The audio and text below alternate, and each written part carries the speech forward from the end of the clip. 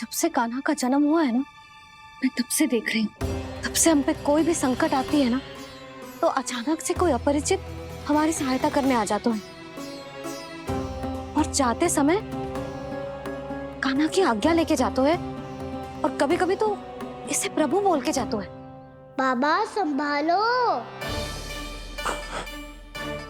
यशोदा, इस जानकी को चढ़ो है और विचित्र विचार तुम्हारे मन में है। अरे सब जानते हैं कि हमारा परिवार राजसी, तुम्हें पता ना चलता होगा पर हमारे कान्हा को सब राजकुमार ही समझते हैं देखकर, इसीलिए उसे सम्मान देने के लिए सब ऐसा ही करते हैं, और कोई बात ना है।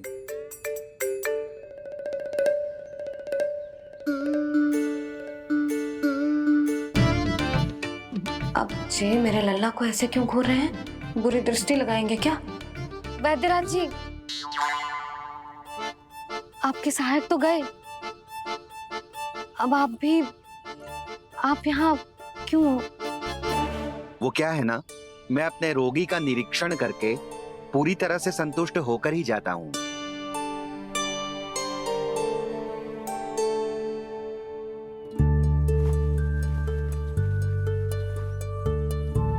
हाँ, संकेत तो अच्छे हैं, कल सुबह तक बिल्कुल ठीक हो जाएगी। धन्यवाद वैद्य जी।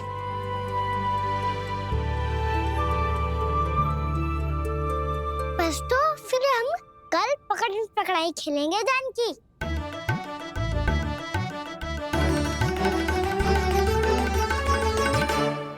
भानु, बंसी, जाकर उस क्षेत्र के चारों ओर बाड़ बनवा दो और वहां सूचना पट्ट भी लगा देना, ताकि जानकी के साथ जो हुआ है वो किसी और के साथ ना हो।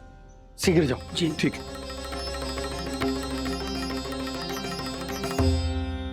बाड़ और सूचना पट लगवाने से समस्या का समाधान नहीं होगा बाबा। निर्दोष पशु सूचना पट देखकर भी कुछ समझ नहीं पाएंगे।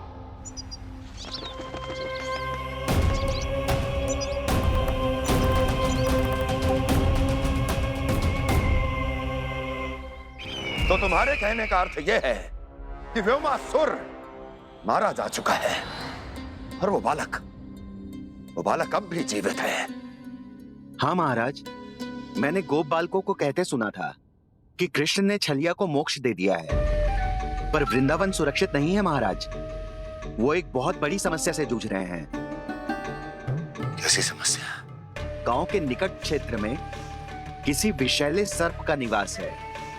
उसके विष का प्रभाव इतना भयानक है महाराज, जैसे विष ना हो, स्वयं हलाहल हो। मेरी कोई भी औषधि रोगी का उपचार नहीं कर पा रही थी। निकट के क्षेत्र में कहां है वो सर्प? गोप मानते हैं कि वो सर्प गांव के निकट यमुना नदी के जल में रहता है। मुझे तो लगता है महाराज, ये कालिया नाग की कथा कोई किंवदंती या लोक श्रुति नहीं, एक सच्चाई है, एक विषैली सच्चाई।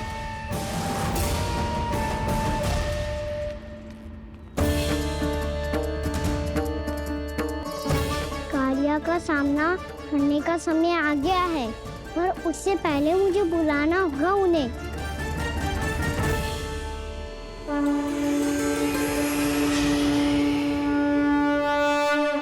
संसार के दारुण भय का नाश करने वाले, सभी कष्टों का हरण करने वाले, विश्व का समस्त ऐश्वर्य प्रदान करने वाले, कमल जैसे लोचन, मुख और चरणों वाले आजानुभुज श्री राम को मैं बार बार नमस्कार करता हूँ।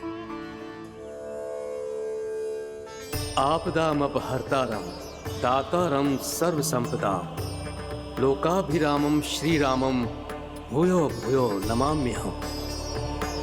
कागभूसुंडी, कागभूसुंडी, कागभूसुंडी।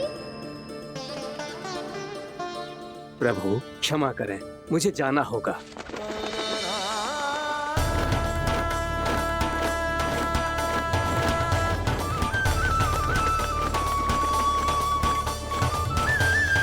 प्रणाम प्रभु। अनेक बार मैं आपके दर्शनों के लिए आया प्रभु।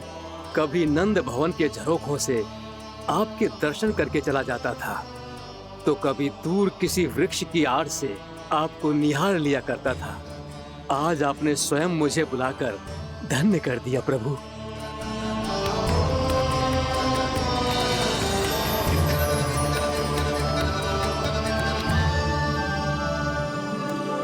मैंने आपको यहाँ एक विशेष कारण से बुलाया है। आपके श्राप से इस कालिया नाग को मुक्त करने का समय आ गया है। ये तो बहुत ही उत्तम समाचार है प्रभु। इतने वर्ष बीत गए, मुझे आज भी स्मरण है वो दिन जब मैंने उन्हें श्राप दिया था। अपने क्रोध पर नियंत्रण खोकर बहुत बड़ी भूल कर दी थी मैंने प्रभु।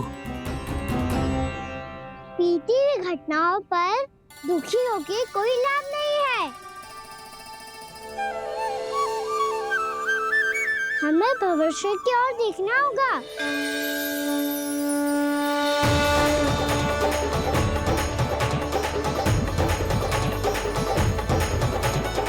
आदेश कीजिए प्रभु, क्या आज्ञा है आपकी? जब मैं कालिया नाग का सामना करने जाऊं, तो आप यहीं रहिएगा। आपको अपने आप पता चल जाएगा कि कब क्या करना है।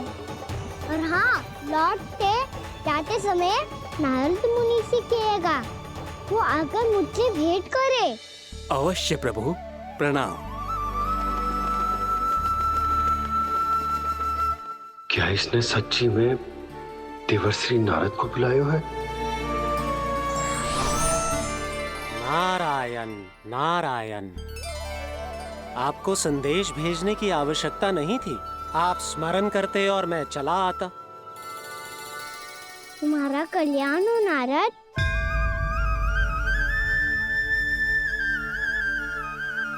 मैंने तुम्हें एक विशेष कार्य के लिए बुलाया है।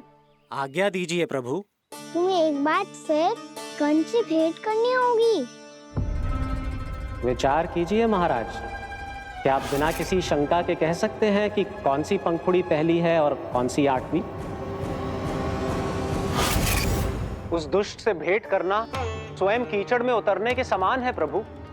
कमल पुष्प प्राप्त करना हो तो कीचड़ में उतरना पड़ता है नारद।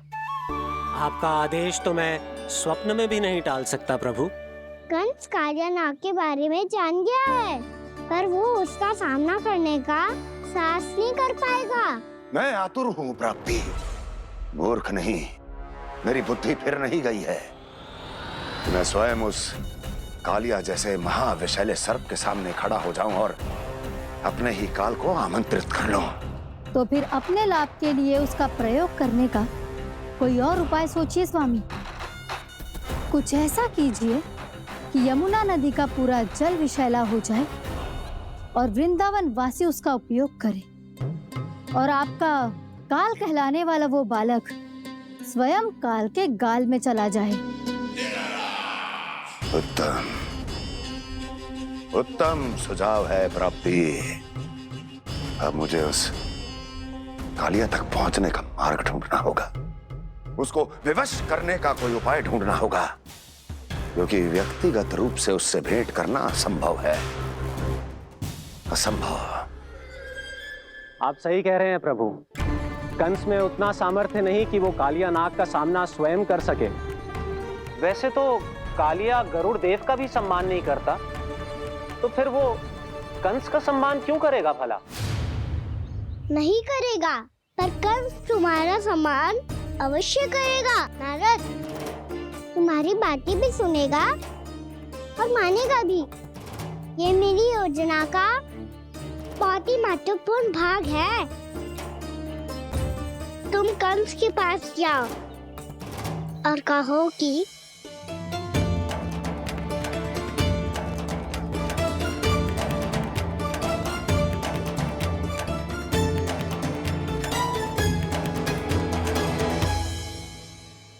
संतान अपने माता पिता को तीर्थ का सौभाग्य दिलाती, और मेरा लल्ला कितना महान कि उसने हमारे घर को ही तीर्थ बना दिया। ऐसा तीर्थ जहां मेरी आंखों के सामने भक्त और भगवान का मिलन हो रहा है। जो आज्ञा प्रभु।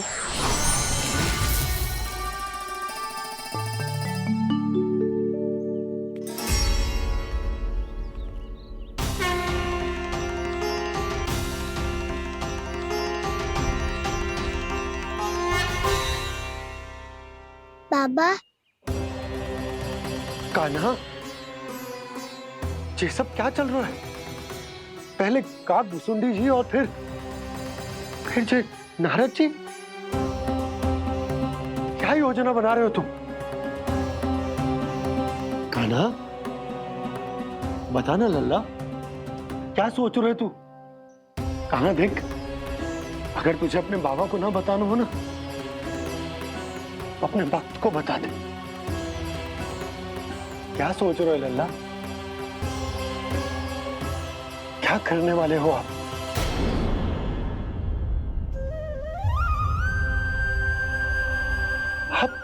आप इतने दुखी क्यों हो? कान्हा, कान्हा, क्या होगा? क्योंकि मुझे आभास हो गया है बाबा, समय आने वाला है। कौन सा समय आने वाला है लल्ला? सीधे सब कुछ बदलने वाला है। भैया को मेरा सत्य पता चल जाएगा बाबा।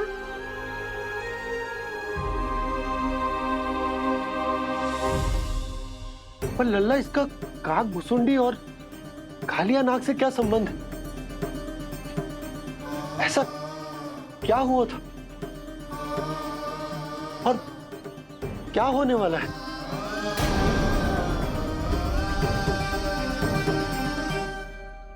जो होने वाला है बाबा, उसका संबंध उससे है जो सैकड़ों वर्ष पहले हुआ था। महर्षि भृगु के एक वंशज थे, वेद शिरा मुनि, जो विंध्याचल की पहाड़ियों में साधना कर रहे थे। तभी वहाँ अश्वशिरा नाम के एक दूसरे मुनि आमंत्रण के बिना ही आ गए। कितना सुंदर और शांतिपूर्ण आश्रम है। यहाँ प्रभु की साधना करने में बहुत आनंद आएगा। शीघ्र ही अश्वशिरा मुनि उपस्थिति के कारण होने वाले व्यवधान से बाध्य होकर वेद शिरा मुनि ने अपनी आंखें खोली। कौन हो तुम और यहाँ क्या कर रहे हो? आपके आश्रम में बहुत शांति है मुनिवर। साधना करने के लिए बहुत ही उत्तम स्थान है ये। मैं चाहता हूँ कि मैं भी यहाँ। आप यहाँ साधना करना चाहते हैं, लेकिन इतना भी नहीं जानते कि किसी के आश्रम में प्रवेश करने से पहले उसकी आज्ञा लेनी चाहिए। आप ये भी नहीं जानते कि यदि कोई यज्ञ कर रहा हो तो बिना अनुमति के वहाँ प्रवेश करने से उसकी यज्ञ साधना भंग हो सकती है। आप क्या साधना करेंगे मुनि? आप तो साधना के योग्य ही नहीं हैं। इतना अपमान! एक मुनि के मुख से इतने कड़वे शब्द शोभा नहीं देते। मैं तुम्हें श्राप देता हूँ, जितनी विषैली तुम्हारी जिह्वा है उतने ही विषैले सर्प बन जाओ तुम। और ऐसा सर्प जो सांस भी ले तो निकट का वातावरण दूषित हो जाए।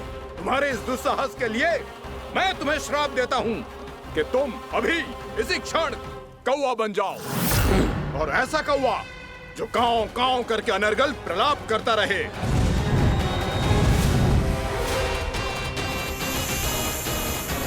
ये मैंने क्या किया? ये मैंने क्या किया? क्रोध के कारण दोनों ने एक दूसरे को श्राप दे दिया। पर दोनों ही मेरे भक्त थे, और भगवान होकर मैं अपने भक्तों को इतनी कठिनाई में कैसे देख सकता था। इसीलिए जिस संकट में उन दोनों ने अपने आप को फंसा लिया था, उसका समाधान करने में मैं उनके पास गया। देखिए ना प्रभु, ये क्या हो गया हमसे? हमारी रक्षा कीजिए प्रभु, मार्ग दिखाइए हमें। क्रोध पर नियंत्रण ना होने के कारण आप दोनों ने एक दूसरे को बहुत ही भीषण संकट में डाल दिया है। आप दोनों ही तपस्वी, तप के बल से दिए गए आपके श्राप को लौटाना भी संभव नहीं है। प्रभु कोई तो उपाय होगा, हम आपके शरण में हैं प्रभु। अपराध तो हमसे हुआ है प्रभु, पर अब आपसे ही आशा है। कुछ ऐसा कीजिए भक्त वत्सल, जिससे हम दोनों के श्राप का प्रभाव कुछ कम हो जाए। आप दोनों ही मेरे भक्त हैं, इसीलिए आपकी पीड़ा का निवारण करने का एक उपाय है मेरे पास।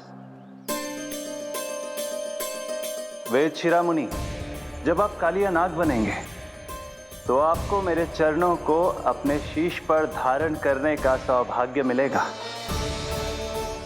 और अश्र शिरोमणि, आप काग योनि होने के बाद भी आप श्रेष्ठतम ज्ञान और सर्वाधिक यौगिक सिद्धियों के स्वामी होंगे और प्रवचन दिया करेंगे। इसके बाद अश्वशिरा मुनि काक भुसुंडी बन गए, जिन्होंने आगे चलकर स्वयं गरुड़ देव को रामायण सुनाई। और मुनि वेदशिरा महर्षि कश्यप और देवी कत्रियों के पुत्र कालिया नाग बनकर जल में। और अब वही कालिया नाग जमुना जी में, जिनके कारण जानकी के प्राण लगभग चले ही गए थे। अब कालिया नाग को उचित स्थान पर भेजने का समय आ गया है बाबा। पर ये तो अच्छी बात है कान्हा, वेद शिरा मुनि को दिया हुआ तुम्हारा वचन भी पूरा हो जाएगा, जमुना जी की शुद्धि भी हो जाएगी। इस सब के बाद भी तुम दुखी क्यों हो? क्योंकि इसके बाद मैया के सामने मेरा रहस्य खुल जाएगा बाबा। उन्हें पता चल जाएगा कि उनका बालक कोई साधारण बालक ना है। भविष्य में जो होने वाला है उसे सबके सामने घटने से रोकना मेरे लिए भी संभव ना होगा। मैया को सब पता चल जाएगा। क्या पता चल जाएगा रे मुझे?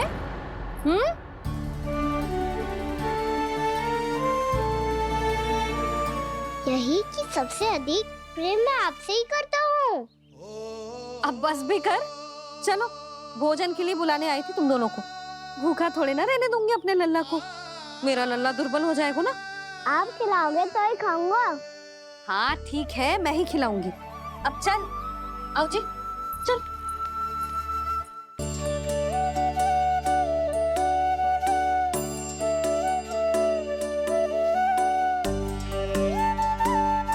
मैया खेलो ना मेरे साथ। मैया सुनो ना, मेरी बात ना मानोगी? अभी बहुत कार्य पड़े लल्ला, देख जानकी को औषधि भी देने जानो है ना।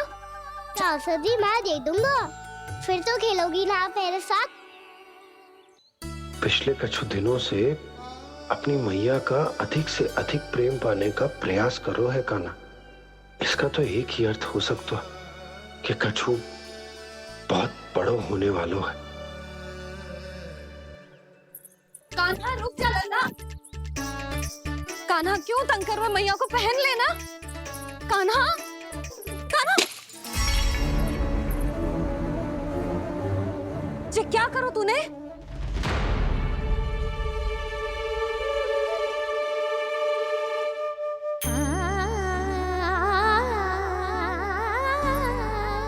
अच्छा ठीक है, अब मुंह लटकाने की आवश्यकता ना है। ये ले।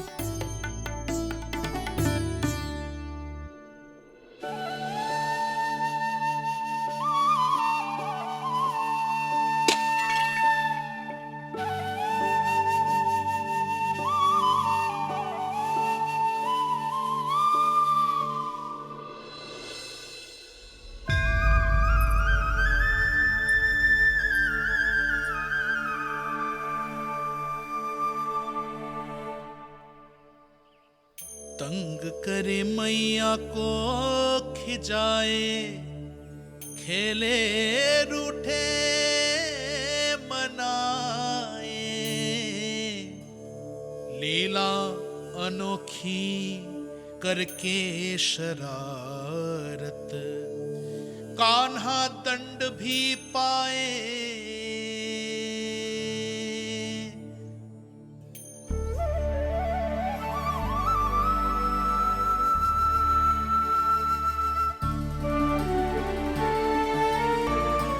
रूठना मनाना, खेलना खिलाना, पहले शरारत करके क्रोध दिलाना और फिर क्षमा मांग लेना, ये सब जानबूझकर कर रहे है कान्हा। जैसे जीवन भर के लिए अपनी मैया की ममता को अपने हृदय में समेट कर रखना चाहते हो।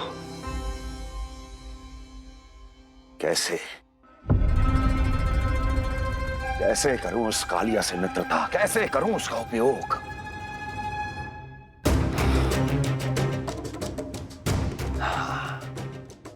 उस पर आक्रमण कर देता हूं और उसे किसी ना किसी तरह से यह विश्वास दिला देता हूं कि यह आक्रमण उस विष्णु अवतार ने किया है। फिर वो क्रोध में आकर सारे वृंदावन वासियों को अपने विष से समाप्त कर देगा। उचित है, ये उचित है। नारायण हरि, नारायण हरि।